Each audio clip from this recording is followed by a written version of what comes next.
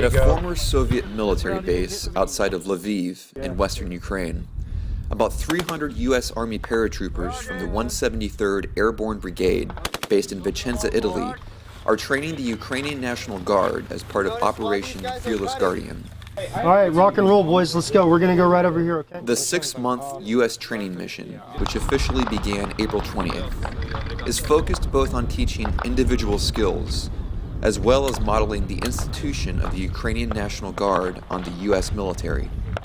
Yeah, it's a very top-heavy kind of traditional Soviet methodology in terms of command and control at the highest levels, whereas what we're trying to teach is really mission command. So things like squad leaders at the small unit level of 9 or 10 guys, exercising initiative, making decisions on the fly is what we teach, and what makes us so successful is non-commissioned officers able to kind of seize the initiative, junior officers able to seize the initiative, and I think that's been a really big mindset change and something that they've really embraced. They are at war right now, and they are fighting for their sovereignty.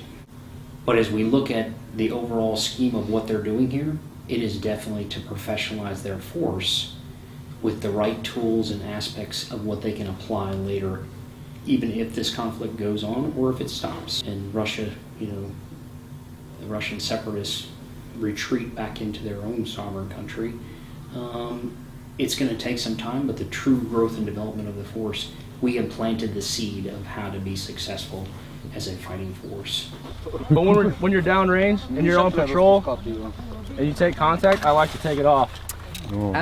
Many of the U.S. paratroopers are themselves combat veterans of Iraq and Afghanistan, and many of the Ukrainian soldiers are fresh off the battlefields of the Donbass, some after more than a year on the front lines.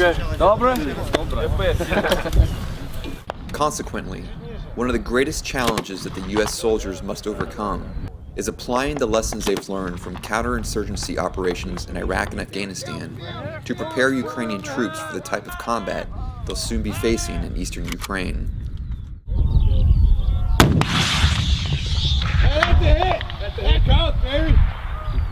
A lot of them are seasoned veterans. Most of them got back from the ATO about a month ago. And then they're staged, ready to go back almost once they complete this training event. A lot of them have been out in different places and have some experience that they bring here, and you can definitely tell those guys they have a lot more discipline and they keep the guys focused on the training, as well as they want to pay attention a lot more, and they have a lot more focus on the things that matter. Можете, в принципе, работать так, как обычно. Чтобы ничего не пропустить, можете разбрасывать вещи. I just don't want them to break my stuff because that's all I have. We're trying to do everything to keep these guys alive.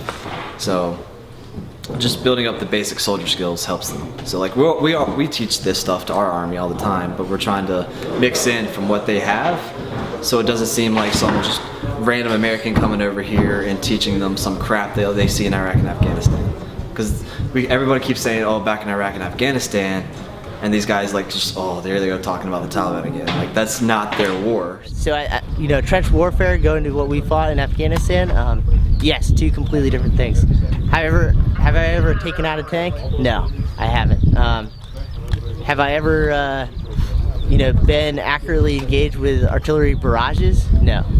But the mindset and the lesson learned through Afghanistan, so the mortar attacks, the IEDs, the checkpoints, we can learn from them and they can learn from us, and I think that's what sets up us for success.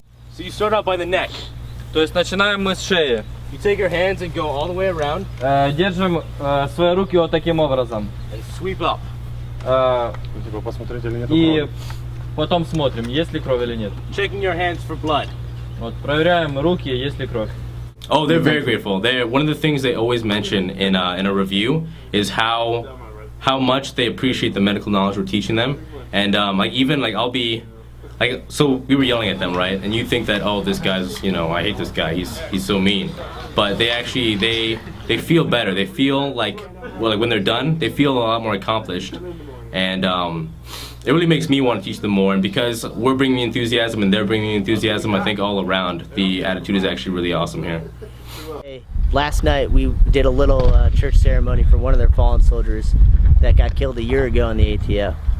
when you sit in a memorial ceremony, from that, you know, it brings back memories of memorial ceremonies from Afghanistan, and you know, you're able to share the hardships of combat and the reality combat brings. I think initially they were a little bit standoffish within the ranks themselves, just because, hey, why is somebody else coming to train me? I've been to the ATO, I've seen what's going on there. But then when they got into the program and they started seeing why we were here and the capabilities that we could provide them, I think they really took ownership of it. Make sure you keep aiming at the same spot and don't take your cheek off the butt stock, okay? That doesn't feel very good, okay?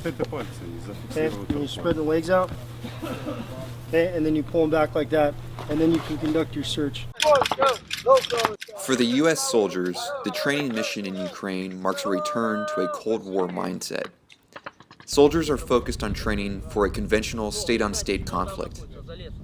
And they are also adjusting to the type of media attention that comes with training exercises like Fearless Guardian.